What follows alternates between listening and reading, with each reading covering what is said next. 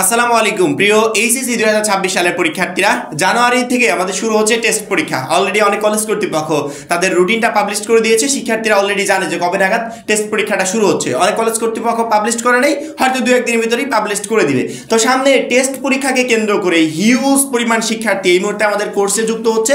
যারা এখনো যুক্ত হন নাই খুবই দ্রুত যুক্ত হয়ে যাবে, কারণ কি আমাদের কোর্সটাই প্রত্যেকটা সাবজেক্টে A+ প্রিপারেশন নিতে প্রচন্ড পরিমাণে হেল্প করবে। মাত্র 310 টাকায় যারা এখনো আমাদের এইচএসসি 26 টার্গেট প্লাস কোর্সে যুক্ত হন নাই খুবই দ্রুত করো, কারণ কি একটা মাত্র কোর্সে তুমি সকল সাবজেক্টের একদম শর্টকাট সাজেশন পাবে পিডিএফ আকারে। সেই সাথে বিগত বছরগুলোর বোর্ডের এমসিকিউ পাবে উত্তর সহ পিডিএফ আকারে। প্রত্যেকটা চ্যাপ্টার অ্যানালাইসিস করা সকল সাবজেক্ট সকল গ্রুপের জ্ঞানমূলক এবং অনুধাবনমূলক প্রশ্নোত্তর পাবে পিডিএফ আকারে। এছাড়া লিখিত অংশে শর্টকাট টেকনিক, গ্রামার অংশে শর্টকাট টেকনিক, পড়াশোনার রুটিন, A+ গাইডলাইন এভরিথিং থাকবে এই একটা মাত্র কোর্সে। এই টোটাল বিষয়গুলো আমরা একটা প্যাকেজ আকারে তোমাদেরকে রেডি করে দিচ্ছি, যেই প্যাকেজের মূল্য মাত্র 310 টাকা। যারা এখনো কোর্সে যুক্ত হন নাই, স্ক্রিনে যে নাম্বারটা দেখতে পাচ্ছ এই নাম্বারে 310 টাকা কোর্স ফি পাঠিয়ে এই নাম্বারে হোয়াটসঅ্যাপে আমাকে জানাবে ব্যাক কোর্স ফি পাঠিয়েছি। সাথে তোমাকে গ্রুপে যুক্ত করে নিব, তখন থেকে তোমার A+ প্রস্তুতি শুরু হয়ে যাবে। টেস্ট পরীক্ষাকে টার্গেট করে এই মুহূর্তে সবচেয়ে বেশি পরিমাণ প্রশ্ন পাচ্ছি যেই বিষয়গুলো নিয়ে, তার ভিতর সবচেয়ে গুরুত্বপূর্ণ টপিকটা নিয়ে আজকে আলোচনা করব।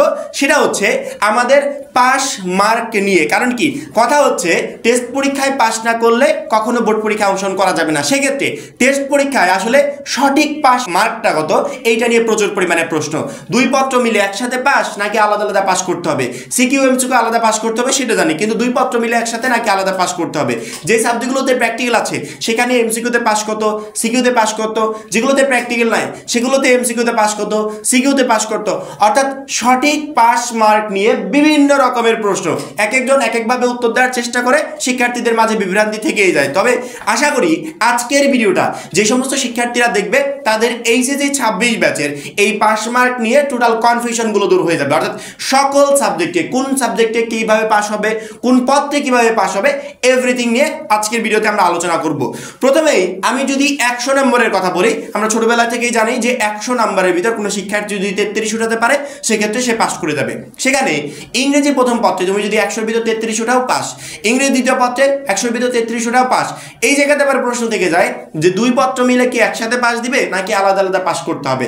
আমি যদি শিক্ষা বোর্ডের তথ্য মতে বা তাদের নিয়ম অনুসারে বলি, শিক্ষা বোর্ড আমাদের রেজাল্টে কখনো ইংরেজি প্রথম পত্রে 80, ইংরেজি দ্বিতীয়তে 80 এইভাবে দেয় না। রেজাল্টে যে রেজাল্টটা মেক করে, গ্রেডিং সিস্টেমটা করে, সেখানে দেখা যায় বাংলাতে A+ পেয়েছে বা A পেয়েছে এরকম, ইংরেজিতে A+ পেয়েছে বা A পেয়েছে এরকম। অর্থাৎ A+, A-, B, C প্রত্যেকটা গ্রেডিং সিস্টেম করে তারা দুই পত্র মিলে। সেক্ষেত্রে সকল গ্রেডিং সিস্টেম যখন দুই পত্র মিলে হয়, তাহলে পাস মার্কটা কেন দুই পত্র মিলে হবে না? শিক্ষা বোর্ড যদিও এই বিষয়ে কোনো নোটিশ অ্যানাউন্সমেন্ট করে জানাই নাই ক্লিয়ার তথ্য, তবে আমরা এতগুলো বছর যাবত যে ধারণাটা করে আসছি বা এতগুলো বছর যাবত যে রেজাল্টগুলো দেখে আসছি, তাতে আমাদের এটাই মনে হয়েছে 2026 সালেও দুই পত্র মিলে ইনশাল্লাহ পাশের সিস্টেমটা থাকবে, আলাদা আলাদা পাস করতে হবে না। এটা শুধুমাত্র ইংরেজির জন্যই প্রযোজ্য হবে যে দুই পত্র মিলে 66 পেলে পাস করে যাবে। কারণ কি বাংলাতে এখানে এমসিকিউ আছে, সিকিউ আছে, দুইটাতে আলাদা আলাদা পাস করতে হবে। এমসিকিউতে আলাদা পাস, সিকিউতে আলাদা পাস। এখন বাংলা প্রথম আর দ্বিতীয় পত্র দুইটা মিলে যদি বলি, যেহেতু বাংলা দ্বিতীয় পত্রে এমসিকিউ নাই, সেক্ষেত্রে ব্যাকরণ যে অংশটা আছে, ব্যাকরণ অংশের 30 প্লাস বাংলা প্রথম পত্রের এমসিকিউ 30, ওইদিকে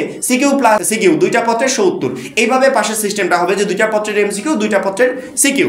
এবার যেহেতু দুইটা পত্র আবার এমসিকিউ আছে, সিকিউ আছে, সেক্ষেত্রে যেই সাবজেক্টগুলোতে প্র্যাকটিক্যাল আছে সেখানে তো 75 মার্কের পরীক্ষা, 25 হচ্ছে এমসিকিউ আর 50 হচ্ছে সিকিউ। এখন যেই সাবজেক্টগুলোতে 50 মার্ক আছে সিকিউতে, যেহেতু আলাদা পাস করতে হবে, সেই সাবজেক্টগুলোতে কোনো শিক্ষার্থী যদি পাস করতে চায় তাহলে তাকে 17 নাম্বার পেতে হবে। কারণ কি আমাদের টোটাল যে নাম্বারটা সেটাকে 3 দিয়ে ভাগ দিলে যেটা আসে ওইটাই আমাদের পেতে হবে। অর্থাৎ 17 নাম্বার পেলে 50-এর ভিতর তুমি 17 পেলে পাস করতে পারবে। ওই একই সাবজেক্টে যেটাতে প্র্যাকটিক্যাল আছে ওইটাতে যদি এমসিকিউতে পাস করতে চাও তাহলে 25-এর ভিতর তোমাকে 8 পেতে হবে। ঠিক আছে, এবার আসি যেই সাবজেক্টে প্র্যাকটিক্যাল নাই সেই সাবজেক্টের নাম্বার তো 70 আর 30, সৃজনশীলে 70, এমসিকিউতে 30। এই 70-এর ভিতর কোনো শিক্ষার্থী যদি পাস করতে চায় তাহলে অবশ্যই তাকে 23 নাম্বার পেতে হবে। আর ওই একই সাবজেক্টের এমসিকিউতে যদি কোনো শিক্ষার্থী পাস করতে চায় তাহলে তাকে 30-এর ভিতর 10 নাম্বার পেতে হবে। এই হচ্ছে টোটাল আমাদের পাস সিস্টেমটা। যেই সাবজেক্টগুলোতে প্র্যাকটিক্যাল নাই সেখানে পাস সিস্টেমটা বলে দিলাম, যেগুলোতে প্র্যাকটিক্যাল আছে সেগুলোতে বলে দিলাম, যেগুলোতে আলাদা করে সিকিউ এমসিকিউ আছে সেগুলোতে বলে দিলাম। অর্থাৎ কোন সাবজেক্টে কত নম্বরে পাস হবে, কোন পত্রে কত নম্বরে পাস হবে তবে আমার মনে হয় এতদিন যাবত এই বিষয়গুলো নিয়ে যত প্রশ্ন ছিল টোটাল প্রশ্নের উত্তরটা তোমরা পেয়ে গেছো, এবং দুই পত্র মিলে একসাথে পাস নাকি আলাদা পাস সেটাও আশা করি ক্লিয়ার করতে পেরেছি। সামনে টেস্ট পরীক্ষাকে কেন্দ্র করে এই রিলেটেড প্রচুর পরিমাণে প্রশ্ন আসছিল, তো ভাবলাম যে একটা ভিডিও বানিয়ে দিলে টোটাল শিক্ষার্থীদের কনফিউশন দূর হয়ে যাবে। তারপরও আমরা তো পরীক্ষা পর্যন্ত আছি, তোমাদের যেই বিষয়ে কনফিউশন থাকবে শুধুমাত্র আমাদেরকে একটা কমেন্ট করে জানাবে, ইনশাল্লাহ দূর করে দেওয়ার চেষ্টা করবো। এবং যারা এখনো আমাদের এইচএসসি 26 টার্গেটেড প্লাস কোর্সে যুক্ত হওয়া নাই, খুবই দ্রুত যুক্ত হয়ে যাবে, কারণ কি একটা মাত্র কোর্সই তোমাকে প্রত্যেকটা সাবজেক্টে প্লাস পেতে প্রচন্ড পরিমাণে হেল্প করবে। সবাই ভালো থাকবে, সুস্থ থাকবে, আল্লাহ হাফেজ।